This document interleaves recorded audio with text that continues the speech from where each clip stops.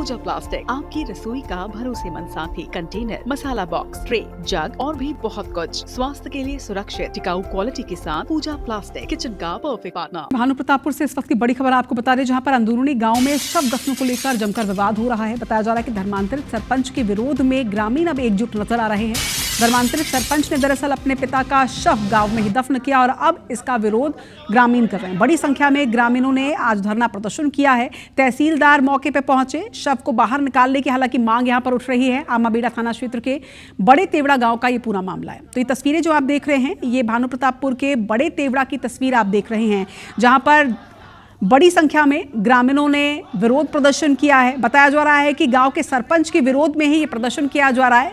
धर्मांतरित सरपंच ने अपने पिता का शव गांव में ही दफन किया और अब गांव वालों की साफ मांग है कि शव को यहां से निकलवाया जाए और दूसरी जगह पर इसे दफन किया जाए। हालांकि मौके पर तहसीलदार भी पहुंचे, समझाइश की कोशिश भी की गई, लेकिन तहसीलदार से भी एक ही मांग ग्रामीणों की कि शव को बाहर निकाला जाए। तो अखिलेश शुक्ला हमारे संवाददाता इस वक्त हमारे साथ जुड़ रहे हैं। अखिलेश, इस वक्त क्या स्थिति है, क्योंकि सवेरे से ही ये प्रदर्शन चल रहा है, गांव वाले साफ तौर पर मांग कर रहे हैं कि शव को बाहर निकलवाया जाए। क्या स्थिति बन रही है इस वक्त?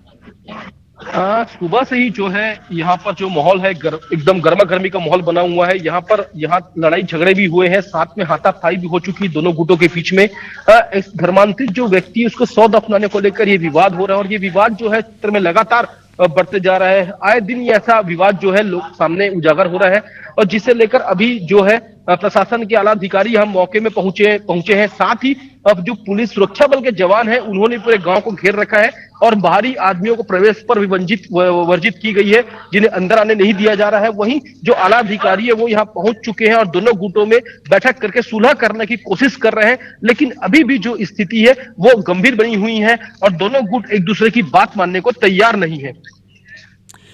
किसी प्रशासनिक अधिकारी से आपकी बात हुई है अखिलेश? किस तरह से समझाइश देने की कोशिश की जा रही है? क्योंकि देखिए, एक तरफ लगातार इस तरह के मामले जो हैं वो इसी क्षेत्र से निकलकर सामने आ रहे हैं। ऐसे में सबसे बड़ा सवाल ये भी उठता है कि बार बार इस तरह की घटनाएं जो सामने आती हैं उस पर क्यों नहीं नकेल कसी जा रही?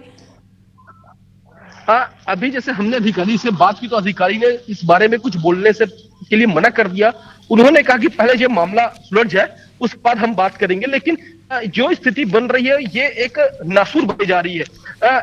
क्षेत्र में लगातार ऐसी घटना और विवाद जो है वो बढ़ते जा रहा है।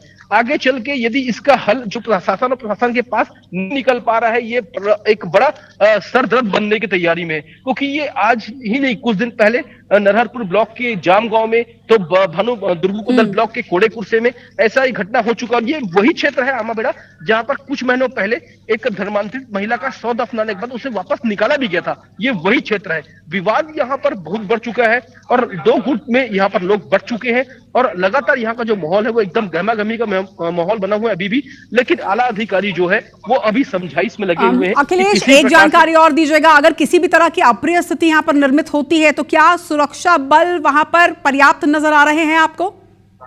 अब अभी जो है सुरक्षा बल पर्याप्त नजर यहाँ पर मौजूद है, पर्याप्त उसमें जो कि चारों तरफ से गांव को घेर लिए एंट्री पॉइंट को, और बाहर से जो आने वाले लोग हैं उनको आने भी प्रवेश करने नहीं दिया जा रहा है। और कांकेर से भी, अंतागढ़ से भी यहाँ पर जो पुलिस बल के जवान है, सुरक्षा बल के जवान है, वो यहाँ पहुंच चुके हैं।